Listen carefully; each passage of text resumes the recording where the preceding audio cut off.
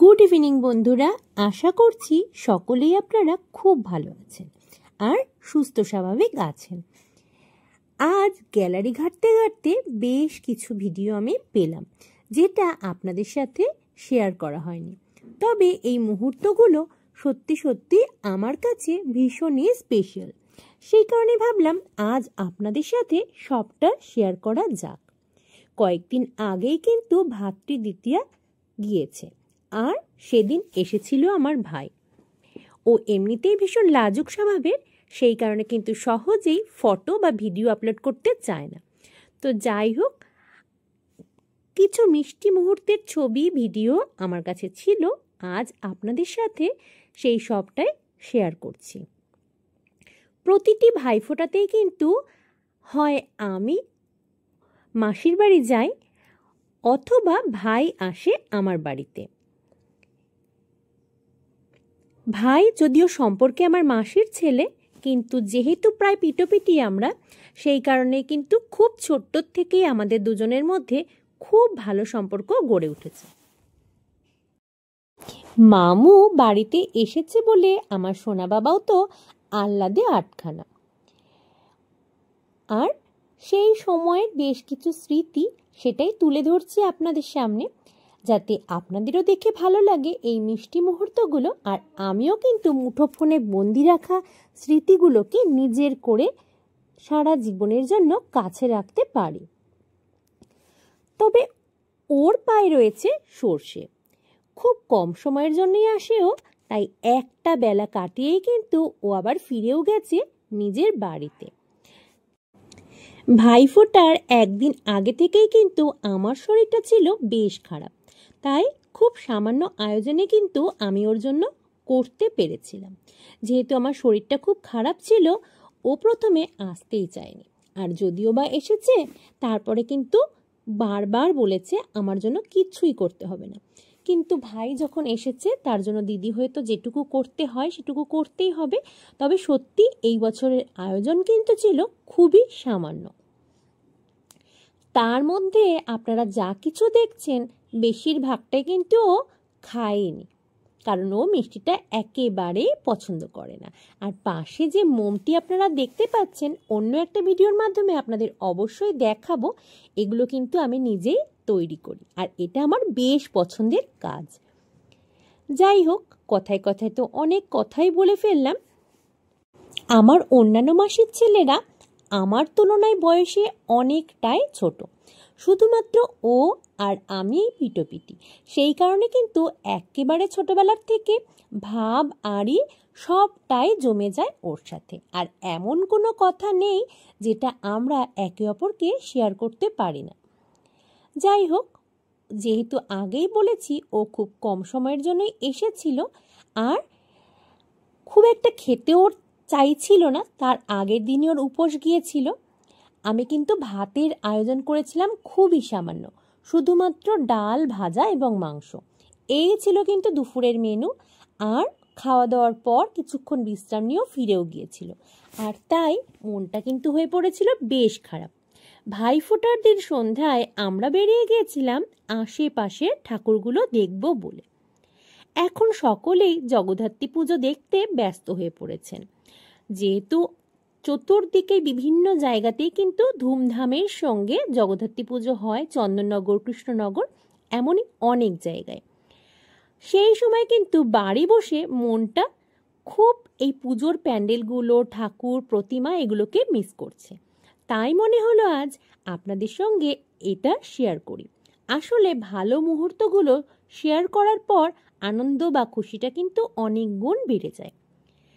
আমরা সিলিন্দায় গিয়েছিলাম কালী পুজোর প্রতিমা এবং প্যান্ডেল দর্শন করতে, আর সেটা কিন্তু সবটাই তুলে ধরেছিলাম আপনাদের সামনেও।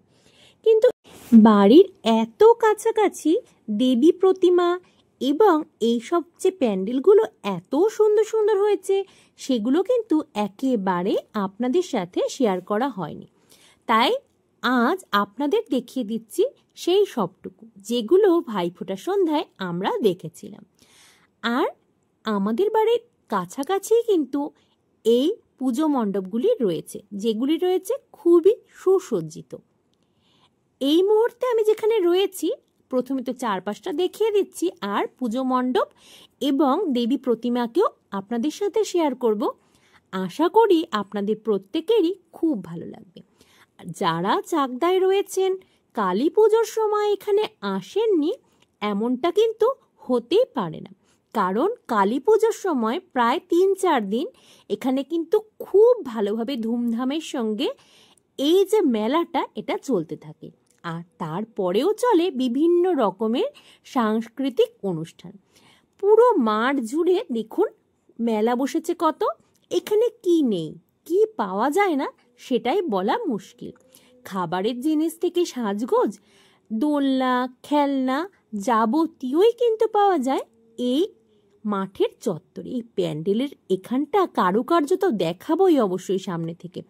আপনারা দেখুন ভাইফোঁটার দিনেও রয়েছে কতটা ভিড়, আর দূরে ওখানে কিন্তু নৃত্যানুষ্ঠান হচ্ছে। এখনো কিন্তু আমরা রয়েছি লাইনে দাঁড়িয়ে, প্রচণ্ড ভিড় সামনে। জানি না কতক্ষণে এই ভিড় পার করে সামনে এগিয়ে আপনাদের আরও কাছ থেকে সমস্ত প্যান্ডেল এবং দেবী প্রতিমা দর্শন করাতে আমি সমর্থ হব। যাই হোক, এত সুন্দর একটা প্যান্ডেল, অবশ্যই অপেক্ষা তো করতেই হবে আমাদের। আমরা কিন্তু বেশ রাত করে বেরিয়েছিলাম, আর যখন বেরোচ্ছিলাম মনে হচ্ছিল হয়তো সব প্যান্ডেলগুলোই থাকবে বেশ ফাঁকা ফাঁকা, কিন্তু না, এসে অন্যরকমই দেখলাম। মাঠ ভর্তি রয়েছে লোকজন, আর দেখুন যত এগিয়ে চলেছি চারপাশের সৌন্দর্য কিন্তু এই দুদিনে এতটুকু ফিকে হয়নি। কারণ লোকজন না থাকলে পুজো প্যান্ডেলগুলো কি জমে বলুন তো। চারপাশের কারুকার্যটা কিন্তু খুবই সুন্দর। এটা রয়েছে পাবনা কলোনির পুজো। পাবনা কলোনিতে যে বড় মাঠটি রয়েছে সেখানেই কিন্তু এই পুজোটি হয়ে থাকে। অনেকের কাছে এই জায়গাটা নতুন যারা বাইরে থেকে দেখছেন, তবে চাকদার বাসিন্দারা এমন কেউ হয়তো নেই যারা এই জায়গাটিকে চেনেন না। ভেতরের কারুকার্যও কিন্তু অসম্ভব সুন্দর। জগন্নাথ মন্দিরের আদলে কিন্তু বিভিন্ন দেবদেবী এখানে স্থাপন করা হয়েছে মূর্তি আকারে। চলুন এগিয়ে যাব, আর চারপাশটা কিন্তু আরও ভালোভাবে দেখে নেব এবং দেখাবো আপনাদেরও। আশা করছি আপনারা যারা ভিডিওর মাধ্যমে দেখছেন তাদেরও দেখে বেশ ভালো লাগবে। আমাদেরও কিন্তু দারুণ লেগেছে, কারণ চাকদায় যত বছর হলো আমি এসেছি প্রতি বছরই কিন্তু এখানে পুজোটা খুব সুন্দর হয়, জমিয়ে পুজো হয়। কালী পুজো যে প্যান্ডেলটা, সেই প্যান্ডেলটা কিন্তু শুরু হয়ে যায় দুর্গা পুজো শুরু হওয়ার অনেক আগে থেকেই। আর আপনারা এই যে মণ্ডপসজ্জা এবং ভেতরের যে কারুকার্যটা আছে সেটা দেখেই অবশ্যই অনুমান করতে পারছেন যে এই এত সুন্দর করে মণ্ডপসজ্জার জন্য ঠিক কতটা সময় লাগতে পারে। যতটুকু সম্ভব হলো এই ভিড় ঠেলে আমি তো অবশ্যই দেখিয়ে দিলাম আপনাদের সমস্তটা। আর এখানে দেখুন মায়ের যে রূপ রয়েছে সেটাও কিন্তু খুব কাছ থেকে আমি দেখিয়ে দিচ্ছি। যেহেতু ভেতরে প্রচণ্ড ভিড়, বেশিক্ষণ কিন্তু আমরা ওখানে আর অপেক্ষা করতে পারিনি। আমরা চলে এসেছি একেবারে তার কাছাকাছি আরও একটা মণ্ডপে। সেখানের যে প্যান্ডেলের সজ্জাটা হয়েছে সেটা কিন্তু রয়েছে বিভিন্ন রকমের প্লাস্টিকের চামচ দিয়ে। আর দূর থেকেও অবশ্যই একবার দেখিয়ে দেওয়ার চেষ্টা করব আপনাদের পুরো প্যান্ডেলটা কীরকম হয়েছে। যেহেতু আমি খুব কাছাকাছি এসে পড়েছি, এই এত কাছ থেকে কিন্তু সমস্ত প্যান্ডেলটা দেখানো একটু অসম্ভব, তাই আমি বেরোনোর সময় চেষ্টা করব আপনাদের আরও একবার দেখিয়ে দিতে। দেখুন খুব বড় আকারের এই প্যান্ডেলটিও কিন্তু হয়েছে অসম্ভব সুন্দর। যাই হোক, এবার কিন্তু ভেতরে যাওয়ার পালা। সকাল থেকে সারাটা বেলা আনন্দ করে কাটানোর পর ভাই চলে গেলেই মনটা কিন্তু বেশ খারাপ লাগছিল। আর এখানে পরপর দেবী দর্শন করে মনটা আবারও বেশ খুশি হয়ে গেছে। দেখুন এখানে মায়ের মূর্তি কি অসম্ভব সুন্দর, তাই না? এখানে প্রত্যেকটা প্যান্ডেল এবং দেবী প্রতিমাই কিন্তু বেশ অন্যরকম, আর আমার খুব ভালো লেগেছে। এবার দেখুন আমরা বাইরে বেরিয়ে এসেছি, আর আগেই কথা দিয়েছি আপনাদের আমি কিন্তু বাইরে বেরিয়ে পুরো প্যান্ডেলটাই দেখিয়ে দেবার চেষ্টা করব। তাই কথা মতোই কিন্তু সমস্ত প্যান্ডেলটা তুলে ধরলাম আপনাদের চোখের সামনেও। আশা করি আপনাদের যারা ভিডিওর মাধ্যমে দেখছেন প্রত্যেকেরই খুব ভালো লাগবে। ভিডিওতে যতটা সুন্দর আমি দেখাতে পারছি তার থেকেও কিন্তু স্বচক্ষে দেখলে আরও বেশি ভালো লাগবে।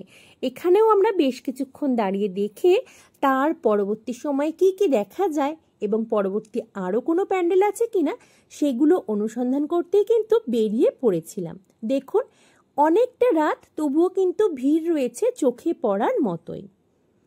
মায়ের মূর্তিটাও কিন্তু আমার বেশ লেগেছে এখানে। চলুন আমরা এখান থেকে অন্য কোথাও যাই। আমরা এবার চলে এসেছি পরবর্তী প্যান্ডেলে, এবং এই যে মণ্ডপটা সেটা কিন্তু রয়েছে দেখুন অনেক ছোট ছোট মাটির হাঁড়ি দিয়ে সমগ্র প্যান্ডেলটাকে সাজানো হয়েছে, এবং ভেতরে বিভিন্ন প্লাস্টিকের পাখি দিয়ে কারুকার্য করা রয়েছে। এখানে যে থিমটা ছিল বা আমি যতটুকু বুঝেছি ততটুকু বলার চেষ্টা করছি আপনাদের। এখানে অনেক ছোট ছোট হাঁড়ি, এগুলোর মধ্যে দিয়ে কিন্তু ভেতরে পাখি রাখা ছিল। আরও দেখুন আমি দেখাবো আরও এগিয়ে, সামনে কিন্তু দেখতে পাচ্ছি প্রচুর খাঁচা রয়েছে, তার মধ্যেও কিন্তু হয়তো আগে দেখে মনে হচ্ছে এর আগে জীবন্ত পাখিও হয়তো ছিল, কিন্তু এই মুহূর্তে কিন্তু প্লাস্টিকের বেশ কিছু পাখি রাখা রয়েছে। প্যান্ডেলটা কীরকম হয়েছে আপনাদের তো দেখালাম, বেশ ভালোই হয়েছে প্যান্ডেলটা। আর দেখুন এখানকার যে আলোকসজ্জা ছিল প্রত্যেকটা হাড়ির ভেতরেই কিন্তু আলো ছিল, আর দেখতে কিন্তু বেশ লাগছিল। সবচেয়ে ভালো লেগেছে এই যে বার্তা, এটা বয়স হলে গাছের যে অবস্থা হয়েছে মানুষেরও একই অবস্থা হবে, অর্থাৎ একটা পরিপূর্ণ বয়সের গাছ আমরা কেটে ফেলি তেমনি বয়স্ক মানুষদের ক্ষেত্রেও কিন্তু অনেক অবহেলা অবজ্ঞা জোটে। যাই হোক এই বিষয়টা একটু অন্যরকম লেগেছে, তাই আপনাদের সামনে তুলে ধরার চেষ্টা করলাম। এখানেও কিন্তু বিভিন্ন জায়গায় বিভিন্ন লেখা ছিল, তার মধ্যে দু একটাই আপনাদের সঙ্গে দেখাতে সুযোগ পেয়েছি, যেহেতু অনেক উঁচুতে বিভিন্ন জায়গাতে ছিল সবটা কিন্তু ক্যাপচার করা সম্ভব হয়নি, কিন্তু যতটা সম্ভব ভিড়ের মধ্যে থেকে আপনাদের জন্য তুলে ধরা সেটা কিন্তু চেষ্টা করলাম আমি। আশা করি যারা ভিডিওর মাধ্যমে দেখছেন তাদের দেখে মন্দ লাগবে না। চলুন এবার দেখাই আপনাদের এখানকার দেবী প্রতিমাকে। এখানে দেবী প্রতিমা যিনি রয়েছেন তাকে তো দেখালাম, এখানে কিন্তু মায়ের যেখানে স্থান রয়েছে বা বেদি রয়েছে সেখানে কিন্তু দুটো জীবন্ত পায়রাও রাখা ছিল। আমি চেষ্টা করব তুলে ধরতে, তবে অনেকটাই দূরে হওয়ার জন্য হয়তো বুঝতে আপনাদের বেশ সমস্যা হচ্ছে, সেই কারণে আমি ক্ষমা প্রার্থী। হ্যাঁ, এবার কিন্তু আশা করি আপনাদের বোঝাতে পেরেছি আমি। আর বিভিন্ন জায়গাতেই দেখুন পায়রা, টিয়া এরকম বিভিন্ন রকমের মডেল কিন্তু ব্যবহার করা হয়েছে সমস্ত প্যান্ডেলটিকে সাজানোর জন্য।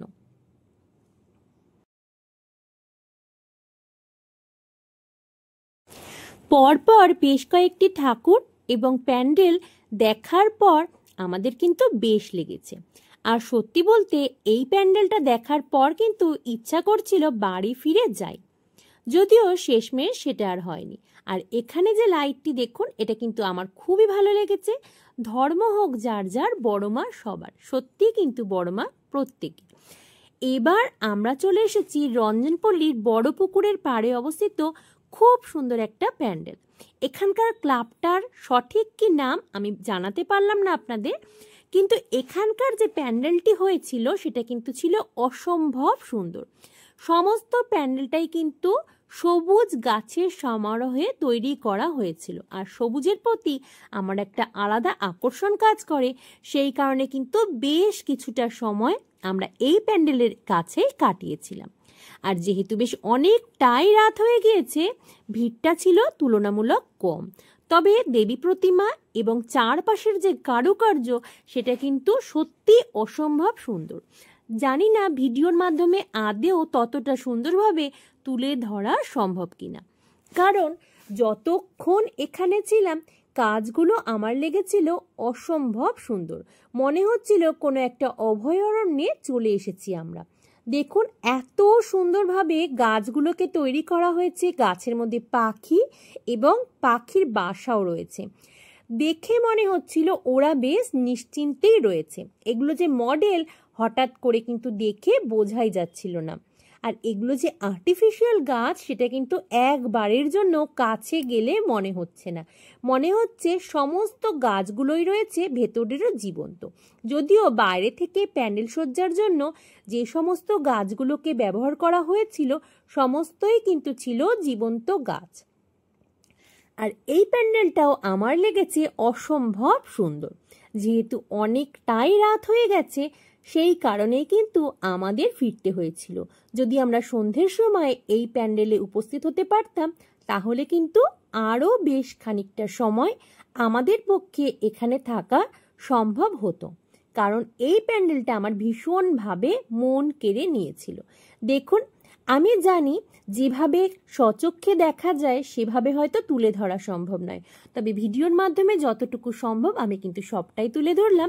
আপনারা যারা নতুন দেখছেন মৌসুমীজ ওয়ার্ল্ডকে, আপনাদের কাছে অনুরোধ রইল আমার চ্যানেলটিকে সাবস্ক্রাইব করে পাশে থাকবার জন্য। ভালো থাকবেন সকলে এবং সাথেও থাকবেন মৌসুমীজ ওয়ার্ল্ডের। ধন্যবাদ সকলকে।